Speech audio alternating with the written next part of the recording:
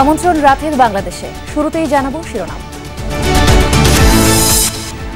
সংস্কার নিয়ে দলগুলোর সাথে সংলাপের পরই নির্বাচন। উপদেষ্টা পরিষদের সিদ্ধান্ত, জুলাই অভ্যুত্থানে হতাহতদের সহায়তায় ফাউন্ডেশন গঠন। ওই সংলাপের মাধ্যমে রাজনৈতিক মতৈক্য গড়ে সুনির্দিষ্ট কোনো ক্ষেত্রে সংশোধনী এনে তারপরেই আমরা নির্বাচনের কথা ভাবছি। প্রাতিষ্ঠানিক সংস্কারে স্বচ্ছ নিয়োগ ও রাজনৈতিক প্রভাব দূর করার সুপারিশ করবেন কমিশন প্রধানরা। 3 মাসের মধ্যেই রিপোর্ট দেওয়ার আশাবাদ। প্রশাসন, আইনশৃঙ্খলা রক্ষাকারী বাহিনীতে ব্যাপক দলীয়করণ হয়েছে, তাই এটাই সবচেয়ে বড় বাধা হয়ে দাঁড়িয়েছে। দুদক দিয়ে তো বাংলাদেশে যে নতুন বাংলাদেশের স্বপ্ন সেটা চলবে না। যারা 1-2 মাস 2 মাসে যা হয়েছে, এই ধরনের ঘটনা যাতে ভবিষ্যতে আর কখনো না ঘটে। সংস্কার উদ্যোগে জনগণের আশা আকাঙ্ক্ষার প্রতিফলন ঘটবে, আশা ফখরুলের। আবারও বললেন, ভারতে বসে অপপ্রচার চালাচ্ছেন শেখ হাসিনা। শ্রমিক অসন্তোষে আজও আশুলিয়া, গাজীপুরের শতাধিক গার্মেন্টস বন্ধ। শ্রমিক মালিকের সম্পর্ক উন্নয়নের ওপর জোর দিচ্ছেন প্রধান উপদেষ্টা। শ্রমিক মালিকের সম্পর্কটা সুন্দরভাবে গড়ে তোলা। সবাই যখন একটা টিম হলাম, শ্রমিক মালিক সরকার সব যখন টিম হলাম, ওটাও আমরা করে ফেলি।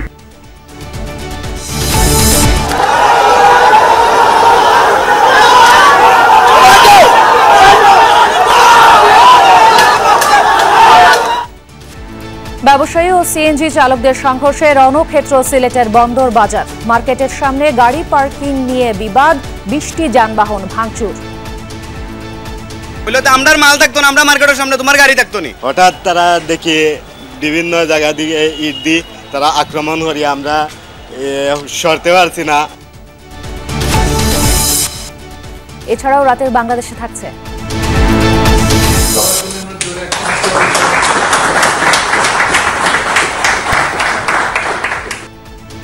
বাংলাদেশ ক্রিকেট দলকে প্রধান উপদেষ্টার সংবর্ধনা। বললেন, পাকিস্তানের বিপক্ষে টাইগারদের ঐতিহাসিক জয়ে গর্বিত গোটা জাতি।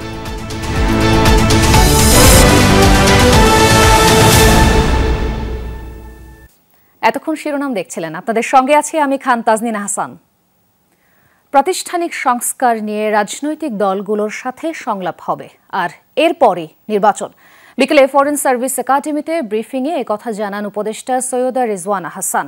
এছাড়া ফার্মার্স ব্যাংক সহ বেসরকারি ব্যাংকগুলোতে রাখা সরকারি অর্থ আদায়ে উদ্যোগ নেওয়া হয়েছে বলেও জানান তিনি। আলোচনা হয়েছে শ্রমিক অসন্তোষ, সড়কে শৃঙ্খলা, বিদ্যুৎ বিপর্যয় নিয়েও। এর আগে জুলাই গণঅভ্যুত্থানে হতাহতদের সহযোগিতায় প্রধান উপদেষ্টা ডক্টর মোহাম্মদ ইউনূসকে সভাপতি ও শহীদ মুগ্ধর ভাই স্নিগ্ধকে সাধারণ সম্পাদক করে গঠন করা হয় শহীদ স্মৃতি ফাউন্ডেশন। প্রধান উপদেষ্টা ডক্টর মোহাম্মদ ইউনূসের সভাপতিত্বে নিজ কার্যালয়ে অনুষ্ঠিত হয় উপদেষ্টা পরিষদের বৈঠক। এতে গণঅভ্যুত্থানে হতাহতদের ভরণ পোষণ এবং চিকিৎসায় শহীদ স্মৃতি ফাউন্ডেশন গঠনের সিদ্ধান্ত চূড়ান্ত হয়। প্রাথমিকভাবে 7 সদস্যের স্ট্যান্ডিং কমিটি, পরবর্তীতে আরও 14 জন মিলে মোট 21 সদস্যের কমিটি কাজ করবে ফাউন্ডেশনে। উপদেষ্টা নাহিদ ইসলাম ও আসিফ মাহমুদও থাকছেন কমিটিতে। এই ফাউন্ডেশন থেকে মূলত দেশি বিদেশি অনেকেই আমাদের শহীদদের পরিবারকে এবং যারা আহত আছেন তাদেরকে সহযোগিতা করতে চাচ্ছেন। এই জন্য একটা যাতে করে যে কোনো সরকারি আসুক, আমরা যেন শহীদদেরকে তাদের প্রাপ্য, শহীদ পরিবারকে প্রাপ্য সম্মানটা দিতে পারি, সেই সাপোর্টটা দিতে পারি। সংবাদ ব্রিফিংয়ে ব্যাংক খাতের অসামঞ্জস্যতা নিয়েও কথা বলেন উপদেষ্টা সৈয়দা রিজওয়ানা হাসান। বলেন, এক ফার্মার্স ব্যাংকে গচ্ছিত সরকারের টাকা ফেরত দিতে সময় চেয়েছে 2038 সাল পর্যন্ত। যেগুলো প্রাইভেট ব্যাংকে রাখা হয়েছে, কি বিবেচনায় রাখা হয়েছে তো আমরা বলতে পারছি না, সেটার ব্যাপারে তাহলে আমরা এখন কি করব, কারণ এগুলো তো পাবলিক মানি। তো তখন একটা সিদ্ধান্ত হয়েছে যে অর্থ মন্ত্রণালয় থেকে বাংলাদেশ ব্যাংককে বলা হবে, বাংলাদেশ ব্যাংক তারপরে যে সমস্ত মন্ত্রণালয়ে বা সরকারি সংস্থায় এই ধরনের অসুবিধা হচ্ছে তাদের সাথে একসাথে বসে একটা রোডম্যাপ তৈরি করে দেবে। প্রসঙ্গ আসে সাবেক প্রধানমন্ত্রী শেখ হাসিনার প্রত্যাবর্তন নিয়ে। উপদেষ্টা সাফ জানিয়ে দেন, আগে বিচার, পরে অন্য কিছু। শেখ হাসিনার প্রত্যাবর্তনের বিষয়ে আমাদের অবস্থানটা স্পষ্ট। বিচারের স্বার্থে, গণহত্যার যে অভিযোগটা আছে সেটার বিচারের স্বার্থে, নির্যাতন নিপীড়নের স্বার্থে এবং সর্বোপরি একটা ফ্যাসিবাদী ব্যবস্থার মুখপাত্র হিসাবে বিচারের প্রক্রিয়াতে তাকে থাকতে হবে, কারণ দায় দায়িত্ব এখানে একটা ব্যাপার আছে। কথা বলেন ৬ কমিশনের কার্যপ্রণালী, কার্যপরিধি, নির্বাচন নিয়েও। সৈয়দা রিজওয়ানা হাসান জানান, সংস্কার নিয়ে সংলাপ হবে রাজনৈতিক দলগুলোর সঙ্গে, পরে নির্বাচন। এই যে কমিশনগুলো হলো, প্রাথমিকভাবে আমরা আশা করছি তারা ৩ মাসের মধ্যে তাদের রিপোর্ট দিতে পারবে। এইগুলো আদৌ বাস্তবায়িত হবে কিনা সেটা নির্ভর করবে যে রাজনৈতিক ঐক্য এগুলোর সপক্ষে আমরা গড়ে তুলতে পারি কিনা। এই জন্য প্রথম থেকে আমরা মত বিনিময়ে তাদেরকে অন্তর্ভুক্ত করেছি। এক পর্যায়ে আমরা সংলাপে যাব। ওই সংলাপের মাধ্যমে রাজনৈতিক মতৈক্য গড়ে সংস্কার বিষয়ে সুনির্দিষ্ট অঙ্গীকার, সুনির্দিষ্ট কোনো কোনো ক্ষেত্রে সংশোধনী এনে তারপরেই আমরা নির্বাচনের কথা ভাবছি। এবং রাজনৈতিক দলগুলো ইতিমধ্যে স্পষ্ট করেছে যে আগে সংস্কার, পরে তারা নির্বাচনে যেতে। সংবাদ ব্রিফিংয়ে শ্রম উপদেষ্টা আসিফ মাহমুদ জানান, শ্রমিকদের যারা উস্কে দিচ্ছে তাদের বিষয়ে খোঁজ খবর চলছে। একটা প্রসেসের মাধ্যমে দাবিগুলো আমাদের কাছে আসলে আমরা সেগুলো সমাধান করব, কিন্তু যারা সেখানে বহিরাগত এবং যাদের ইন্ডাস্ট্রিয়ালের সাথে কোনো সম্পর্ক নেই এবং জুট ব্যবসাকে দখল করাকে কেন্দ্র করে সেখানে আনরেস্ট করছে কিংবা উস্কানি দিচ্ছে, তাদের ব্যাপারে সরকার ইতিমধ্যেই কঠোর ব্যবস্থা নিচ্ছে এবং ভবিষ্যতে আরো কঠোর ব্যবস্থা নেবে। বিদ্যুৎ খাতের সাম্প্রতিক বিপর্যয়, সড়কের বিশৃঙ্খল অবস্থা নিয়েও কথা ওঠে ব্রিফিংয়ে। বলেন, পরিবর্তিত অস্বাভাবিক পরিস্থিতি সামাল দিতে যথাসাধ্য চেষ্টা করছে অন্তর্বর্তীকালীন সরকার। রিয়াজ রায়হান, যমুনা নিউজ, ঢাকা। জুলাই অভ্যুত্থানের শহীদ ও আহতদের তালিকা স্বাস্থ্য মন্ত্রণালয় চূড়ান্ত না করায় 14 সেপ্টেম্বরের স্মরণসভা বাতিল স্থগিত করা হয়েছে, জানিয়েছেন তথ্য উপদেষ্টা নাহিদ ইসলাম। তিনি বলেন, সেই স্মরণ সভায় শহীদ ও আহতদের পরিবারের স্বজনদের ঢাকায় যাতায়াত ও থাকা খাওয়ার জন্য 5 কোটি টাকা খরচ ধরা হয়েছে। এ সময় সাংবাদিকদের প্রশ্নের জবাবে নাহিদ ইসলাম বলেন, যারা সমন্বয়কদের ও তার পরিবারের পরিচয়ে নানা রকম সুবিধা নিচ্ছে তাদের বিরুদ্ধে ব্যবস্থা নেওয়া হবে।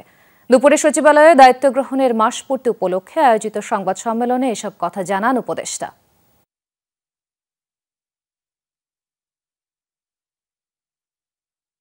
ওই তালিকাটা যেহেতু অনগোয়িং, সেজন্য 14 তারিখেই স্মরণসভাটি করা হচ্ছে না। স্মরণসভার বাজেট নিয়ে কিছু কথা উঠেছে বা সোশ্যাল মিডিয়ায় সমালোচনা হচ্ছে আমরা দেখতে পাচ্ছি, কিন্তু এটা আসলে একটু বিভ্রান্তি হয়েছে।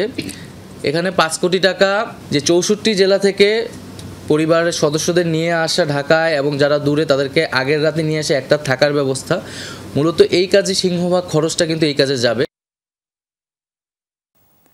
সংবিধান, নির্বাচন, দুর্নীতি দমন কিংবা পুলিশের সংস্কারে সবার আগে রাজনৈতিক প্রভাব দূর করার উপর জোর দিতে চান কমিশন প্রধানরা।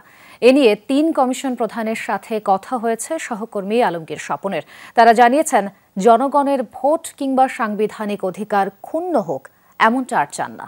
দুদক ও পুলিশের রাজনৈতিক ব্যবহার বন্ধেও দেবেন প্রস্তাব। রাষ্ট্রের প্রধান 3 স্তম্ভ আইন, বিচার ও প্রশাসন বিভাগ।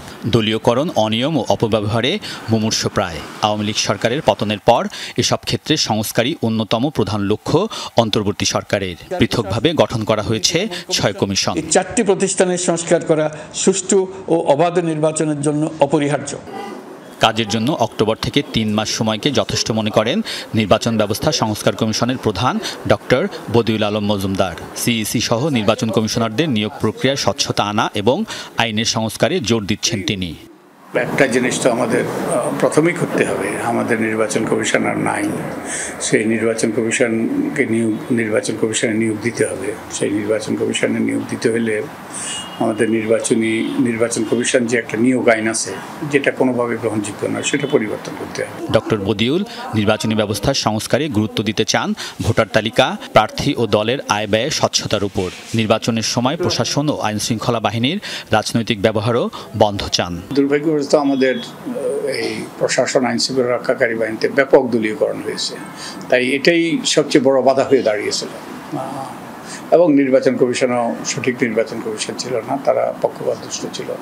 তো এইগুলো দিকে মনোযোগ দিতে হবে। কতগুলো দায়িত্ব নির্বাচন কমিশনের আছে, দলের আয় ব্যয়ের হিসাব, এগুলো অডিট করা এবং এগুলো সঠিকতা যাচাই করা, একই সাথে হলফনামা যেসব তথ্য দেওয়া হয় এগুলো যাচাই বাছাই করা। যখন যে সরকার ক্ষমতায় সেই সরকারের রাজনৈতিক হাতিয়ার হয় দুদক, ব্যবস্থা নেওয়া হয় বিরোধীদের উপর। তাই স্বাধীন প্রতিষ্ঠান হিসেবে দুদককে গড়ে তুলতে সুপারিশ করতে চান কমিশন প্রধান ডক্টর ইফতেখারুজ্জামান। বলেন, দুদকের নিজস্ব প্রসিকিউশন ইউনিট গঠন, নিয়োগে স্বচ্ছতা ও অর্থ পাচার রোধে ক্ষমতা বাড়াতে হবে, চাপমুক্ত করতে হবে আমলাতন্ত্র থেকে। আসলে দুদক বলল যে স্বাধীনভাবে কাজ করতে পারে না। যেই দল ক্ষমতায় থাকে তাদের সাথে জড়িত যারা উচ্চ পর্যায়ে হোক, যে পর্যায়ে হোক, যারা হয়তো আনা অভিযোগের ক্ষেত্রে কোনো দৃষ্টান্ত স্থাপন করতে পেরেছে এরকম নজির নেই। অথচ একই দল যখন ক্ষমতার বাইরে থাকে তখন তাদের ক্ষেত্রে কিন্তু বেশ তৎপরতা দুদক দেখা যাচ্ছে। এই ধরনের দুদক দিয়ে তো বাংলাদেশে যে নতুন বাংলাদেশের স্বপ্ন সেটা চলবে না। ক্ষমতাচ্যুত আওয়ামী লীগ সহ রাজনৈতিক সরকারের আমলে পুলিশকে ব্যবহার করা হয় নানাভাবে। এই ধারায় পরিবর্তন এনে পুলিশকে জনবান্ধব করাই লক্ষ্য কমিশন প্রধান সফররাজ হোসেনের। যারা 1-2 মাসে যা হয়েছে, এই ধরনের ঘটনা যাতে ভবিষ্যতে আর কখনো না ঘটে, আমাদের লক্ষ্য থাকবে যে একটা ভালো পুলিশ ইউকে স্ট্যান্ডার্ড আছে, মনে করেন ইউনাইটেড কিংডম এরকম স্ট্যান্ডার্ড হোক আর কি, সভ্য দেশের মতো হোক।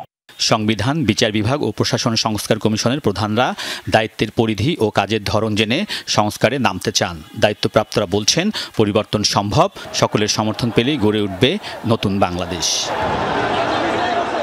আলমগীর স্বপন, যমুনা নিউজ, ঢাকা। দ্রুত সংস্কার শেষ করে জনপ্রতিনিধিদের শাসন ফেরানোকে গুরুত্ব দিতে অন্তর্বর্তীকালীন সরকারের প্রতি আহ্বান জানিয়েছেন বিএনপি মহাসচিব মির্জা ফখরুল ইসলাম আলমগীর। জানিয়েছেন, এজন্য অন্তর্বর্তী সরকারকে সময় ও সুযোগ দিতে বিএনপি প্রতিশ্রুতিবদ্ধ। নয়াপল্টনে দলটির কেন্দ্রীয় কার্যালয়ে সংবাদ সম্মেলনে ফখরুল আরও বলেন, ছাত্র জনতার অভ্যুত্থানের মধ্য দিয়ে গণতন্ত্রকে প্রাতিষ্ঠানিক রূপ দেওয়ার সুযোগ তৈরি হয়েছে, তবে পরিকল্পিতভাবে অভ্যুত্থান নস্যাতের চক্রান্ত চলছে। আন্তর্জাতিক গণতন্ত্র দিবস উপলক্ষে 14 ও 15 সেপ্টেম্বর সমাবেশ করবে বিএনপি। 14 সেপ্টেম্বর অভ্যুত্থান ও বিগত 15 বছরের নিহতদের স্মরণে কেন্দ্রীয় শহীদ মিনারে এবং 15 সেপ্টেম্বর নয়াপল্টনে গণতন্ত্র দিবসের মূল সমাবেশ। দুদিনের এই কর্মসূচির সমন্বয় বৈঠক হয় নয়াপল্টনে বিএনপির কেন্দ্রীয় কার্যালয়ে। একটি কথা আমাদের খুব স্পষ্টভাবে বলা প্রয়োজন, গণতন্ত্রের কোনো বিকল্প নেই। বৈঠক শেষে বিএনপি মহাসচিব মির্জা ফখরুল ইসলাম আলমগীর বলেন, প্রধান উপদেষ্টা জাতির উদ্দেশ্যে দেয়া ভাষণে অন্তর্বর্তী সরকারের ভীষণ তুলে ধরেছেন। দ্রুত সময়ে ঘোষিত সংস্কার সম্পন্নের আহ্বান জানান তিনি। সংস্কার প্রয়োজন, সেটা আমরা বলেছি, কারণ গণতন্ত্রকে একেবারে ধ্বংস করে ফেলেছিল এবং সেই ক্ষেত্রে অতি দ্রুত যেন এই সংস্কারের কাজগুলো শেষ করা হয়। মূল যে বিষয়টা রয়েছে গণতন্ত্রের জন্যে, যে জনগণের প্রতিনিধিদের শাসন, নির্বাচিত পার্লামেন্ট দিয়ে দেশ চলবে, সেই বিষয়টা যেন আপনার অবশ্যই দ্রুততার সঙ্গে আপনার সমাপ্ত হয়। মির্জা ফখরুলের প্রত্যাশা, গণতান্ত্রিক প্রতিষ্ঠানগুলোর সংস্কারে জনগণের আশা আকাঙ্ক্ষার প্রতিফলন ঘটবে। বলেন, পরিকল্পিতভাবে ছাত্র জনতার অভ্যুত্থান নস্যাতের চক্রান্ত চলছে। অত্যন্ত পরিকল্পিতভাবে ছাত্র জনতার যে অভ্যুত্থান, এটাকে নস্যাৎ করে দেওয়ার জন্যে আপনার একটা চক্র কাজ করছে এবং কারা কাজ করছে সেটা আপনারা জানেন। পতিত ফ্যাসিবাদ হাসিনা বিদেশে, ভারতবর্ষে আশ্রয় নিয়েছেন এবং সেখান থেকে যে অপপ্রচার চালানো হচ্ছে আপনার এই বাংলাদেশ সম্পর্কে, মানুষের সম্পর্কে, এই অপপ্রচারগুলো কখনোই গ্রহণযোগ্য হতে পারে না। শিল্প কারখানায় অস্থিরতা প্রতিরোধে নেতাকর্মীদের সজাগ থাকার আহ্বানও জানান বিএনপি মহাসচিব। তারা সবাই একযোগে ঐক্যবদ্ধ হয়ে এই ধরনের প্রবণতাকে তারা নস্যাৎ করে দেবেন। এ সময় ডাক্তার এজেডএম জাহিদ হোসেন জানান, বিএনপি চেয়ারপারসন খালেদা জিয়ার বিদেশে উন্নত চিকিৎসার জন্য শারীরিক সুস্থতা ও সক্ষমতা প্রয়োজন। একজনকে বাইরে নিতে হলে শারীরিক সুস্থতা প্রয়োজন। প্লেনে উঠতে হলে নেগেটিভ প্রেশার সহ্য করার মতো সুস্থতা থাকতে হয়। ফ্লাই করার জন্য নেগেটিভ প্রেশার আছে, সেটা কতটুকু, ল্যান্ড করার সময় কতটুকু সহ্য করতে পারবে, সেইটি কিন্তু একটা গল্পের বিষয় না। সাইফুদ্দিন রবিন, যমুনা নিউজ, ঢাকা। এক ফ্যাসিস্টকে দেশ ছাড়া করেছি, অন্যকে সুযোগ দেওয়ার জন্য নয়, এমনটাই মন্তব্য করেছেন সমন্বয়ক সার্জিস আলম। বিকালে টাঙ্গাইলের পৌর উদ্যানে গণঅভ্যুত্থানে শহীদ পরিবারের সাথে সাক্ষাৎ করেন তিনি। এ সময় ছাত্র নাগরিক মতবিনিময় সভায় তিনি বলেন, দেশের রাজনীতিতে এবার থেকে যোগ্য লোককে আসতে হবে। যারা দেশের মানুষের পক্ষে কথা বলবে তারাই রাজনীতিতে আসবে। চাঁদাবাজ সিন্ডিকেটদের ব্যাপারে কঠিন হুঁশিয়ারি দেন সার্জিস আলম। এছাড়া সন্ত্রাসের বিরুদ্ধে সবাইকে সোচ্চার হওয়ার আহ্বান জানান।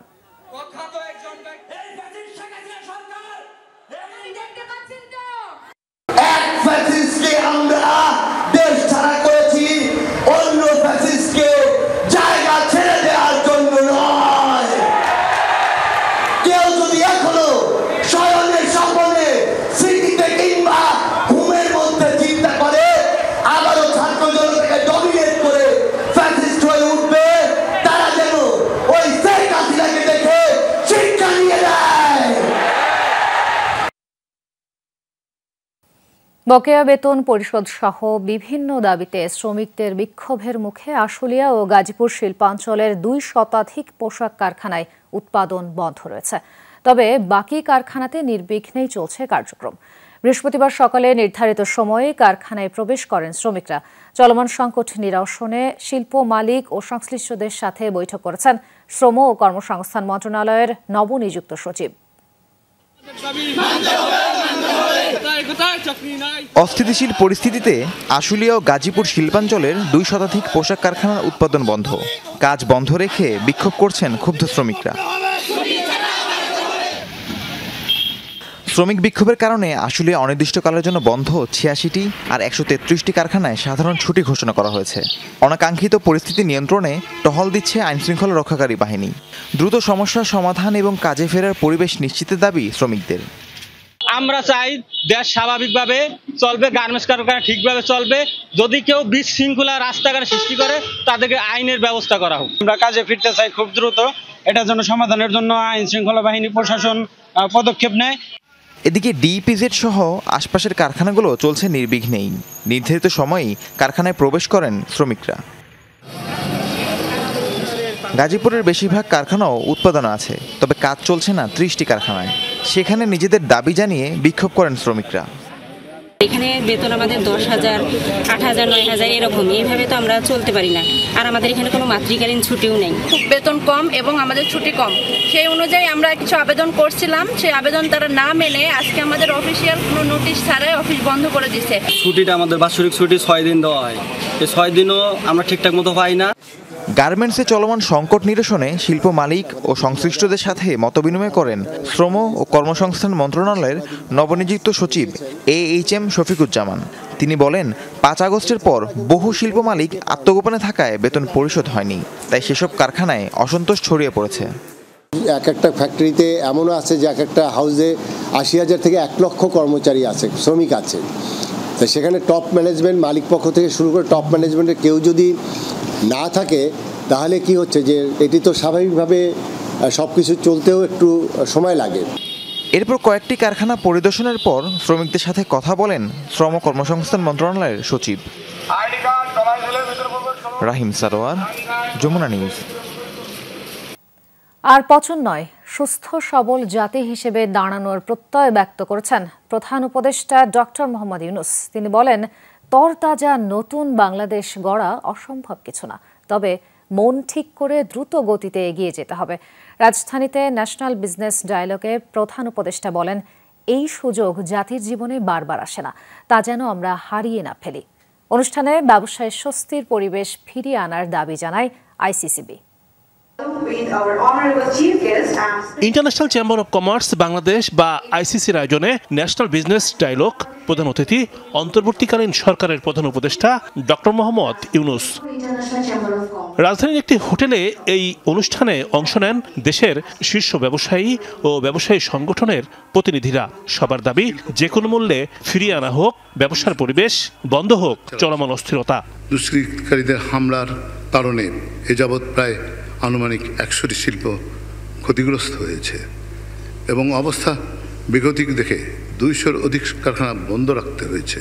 যৌথ বাহিনীর অধিকতর উপস্থিত সার্বক্ষণিকভাবে নিশ্চিত করার জন্য আপনার কাছে অনুরোধ জানাচ্ছি।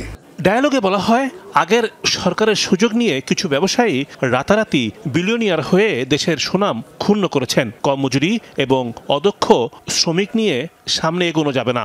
যারা ছোট ঋণ না তারা চিন্তা থাকবে শোধ করবে, আর বড় ঋণ যারা না ব্যাংকারে চিন্তা থাকে কিভাবে ওরা তাদেরকে ধরবো। কিছু ব্যবসায়ী শিল্প মালিক সরকারের বিগত সরকারের আনুকূল্যে নানা দুর্নীতি ও অনিয়মের মাধ্যমে রাতারাতি বিলিয়নিয়ার হয়ে গেছেন। তারা আপনাদের এবং দেশের সুনাম ক্ষুণ্ণ করেছেন। আপনারা সবাই মিলে যেভাবে ছোট থেকে বড় হয়ে আস্তে আস্তে বড় উদ্যোক্তা হচ্ছেন ন্যায় নিষ্ঠার পথ ধরে, সেটাই আমাদের সবার কাম্য। নতুন বাংলাদেশ গড়ার প্রত্যয় ব্যক্ত করে প্রধান উপদেষ্টা বলেন, জাতির জীবনে বারবার সুযোগ আসে না, গড়তে হবে নতুন বাংলাদেশ। যে কটা দিন আমরা একসঙ্গে কাজ করতে পারি এই নতুন বাংলাদেশের জন্য যা আছে তাই করব। আমরা সেই অতীতের পচা বাংলাদেশ থেকে আমরা একটা নতুন তরতাজা বাংলাদেশ সৃষ্টি করেছি। এই সুযোগ জাতির জীবনে বারে বারে আসে না। চিন্তা করে দেখুন কি এই সুযোগ, সমস্ত কিছু থেকে আপনি মুক্ত। অতীত আপনাকে আর টানবে না।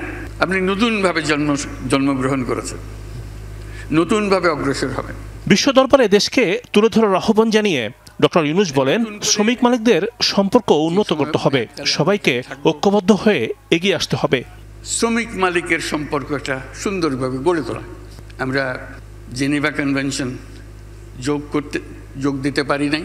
সবাই যখন একটা টিম হলাম, শ্রমিক মালিক সরকার সব যখন টিম হলাম, ওটাও আমরা করে ফেলি। সামাজিক ব্যবসায় উদ্বুদ্ধ হতেও তাগিদ দেন ডক্টর ইউনূস। তিনি বলেন, এই ব্যবসায় সরকারের মুখাপেক্ষী হতে হয় না। এমন ব্যবসা যে স্বনির্ভরশীল, নিজের টাকায় নিজে চলতে পারে, কিন্তু তার থেকে কোনো মুনাফা আমি চাই না। রিমন রহমান, যমুনা নিউজ, ঢাকা। বাংলাদেশের ব্যাংকিং সিস্টেমকে ধ্বংস করে লুটপাটের অর্থনীতি তৈরি করেছেন শেখ হাসিনা। আন্তর্জাতিক গণমাধ্যম ডয়চে ভেলেকে দেয়া সাক্ষাৎকারে এমন অভিযোগ করেছেন প্রধান উপদেষ্টা ডক্টর মোহাম্মদ ইউনূস। এ সময় অন্তর্বর্তীকালীন সরকারের প্রথম মাসে নেয়া নানা উদ্যোগ ও আগামী দিনের কর্মপরিকল্পনা সহ নানা বিষয়ে কথা বলেন তিনি। প্রধান উপদেষ্টা বলেন, গেল 16 বছর বাংলাদেশে লুটপাটের কারণে অর্থনীতি ভঙ্গুর হয়ে পড়েছে। ডক্টর ইউনূস বলেন, মূল্যস্ফীতিকে অগ্রাহ্য করে 60,000 কোটি টাকা ছাপানো হয়েছে লুটপাট করার জন্য। এ অবস্থায় অর্থনীতি পুনর্গঠনে সরকার সর্বোচ্চ প্রচেষ্টা চালাচ্ছে বলে জানান তিনি। পররাষ্ট্র ইস্যুতে প্রধান উপদেষ্টা বলেন, ভারত আমাদের সবচেয়ে বড় প্রতিবেশী, তাই ভারতের সাথে সুসম্পর্ক বজায় রাখতে সর্বোচ্চ চেষ্টা চালানো হবে।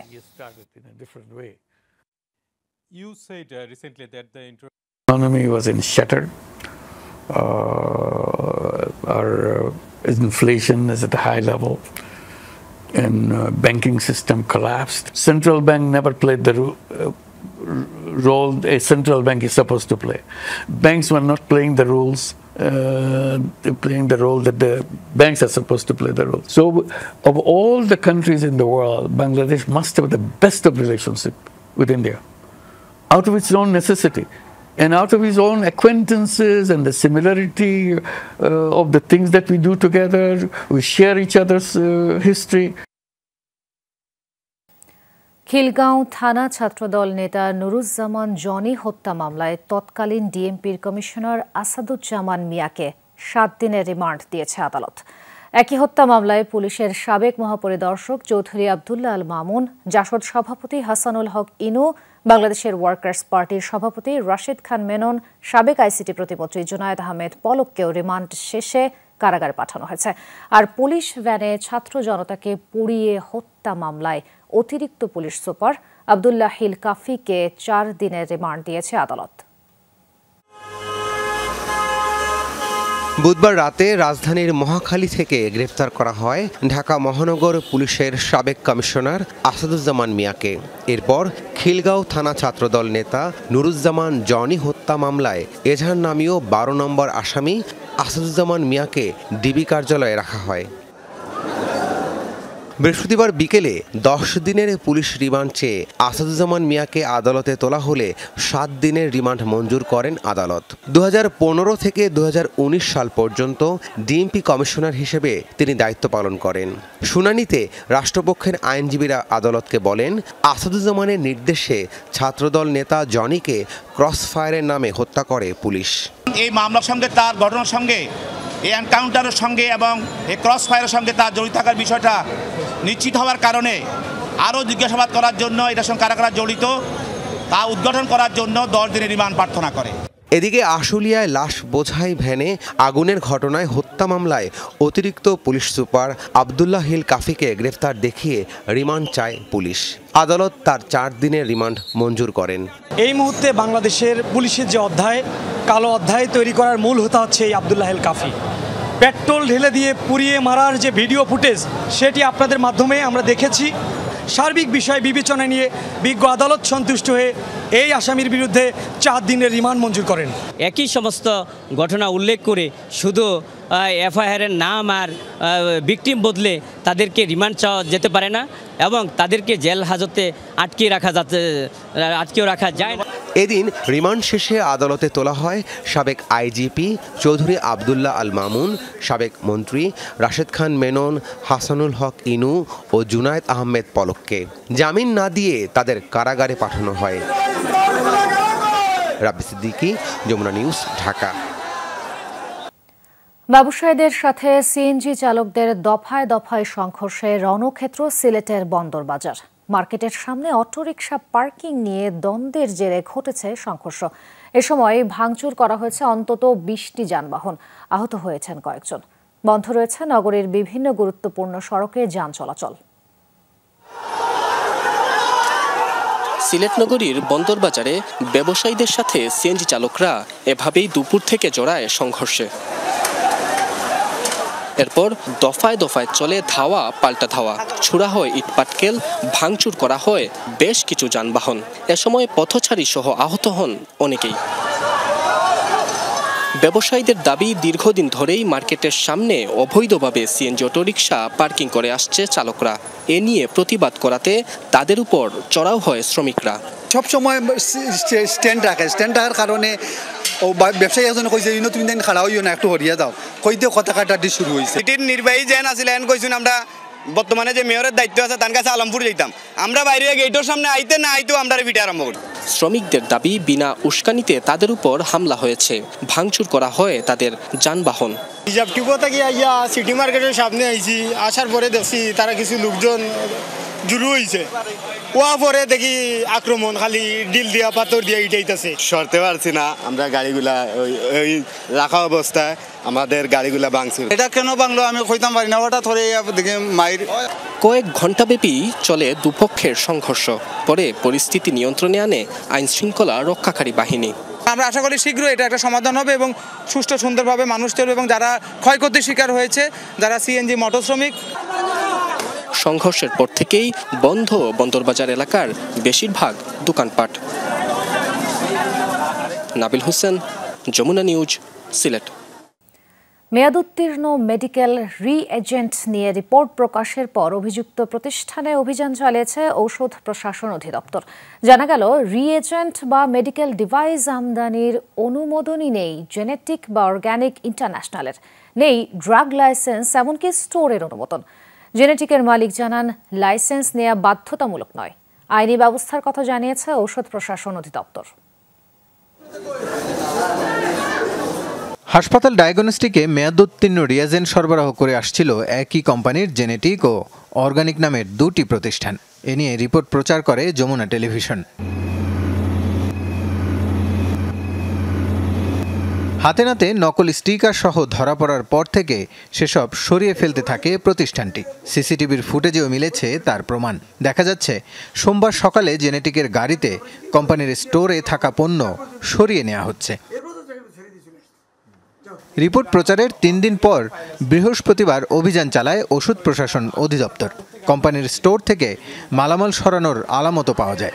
সন্ধান মেলে বেশ কিছু অনুমোদনহীন মেডিকেল ডিভাইস ও রিয়াজেন্টের।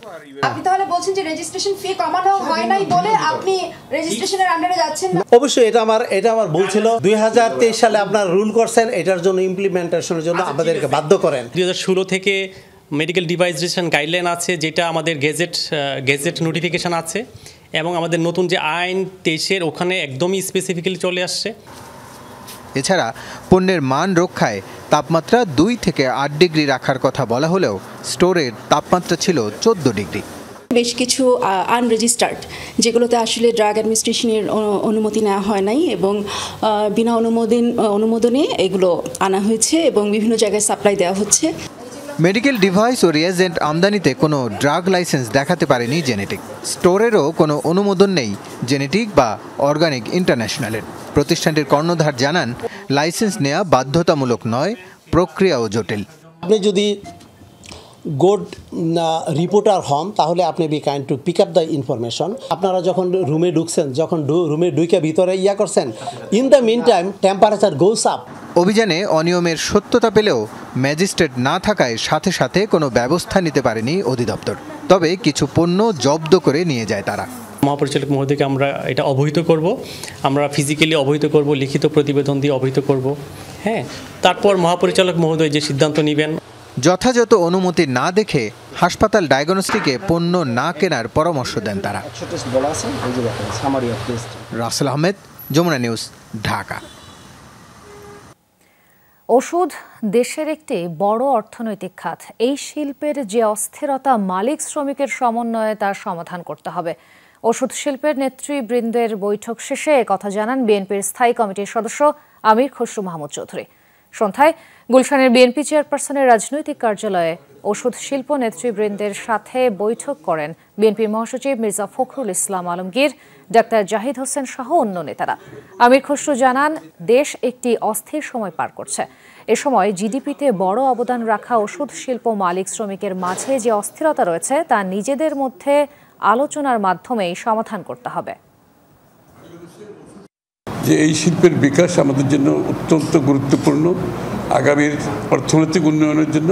সুতরাং এখানে যারা আমরা ওষুধ শিল্পের সাথে জড়িত আছি, যে মালিক শ্রমিক সহ যত স্টেক হোল্ডার আছে, সকলের একত্রিত প্রচেষ্টায় কিন্তু আমরা সামনের দিকে এগিয়ে যাব এবং শ্রমিকরা বড় অবদান রাখছে ওষুধ শিল্পে। আগামী দিনে আমি আশা করি শ্রমিক মালিকের সমন্বয়ে ওষুধ শিল্প সামনের দিকে শক্তিশালীভাবে এগিয়ে যাবে। এই ছিল রাতের বাংলাদেশে। এতক্ষণ আমাদের সাথে থাকার জন্য ধন্যবাদ।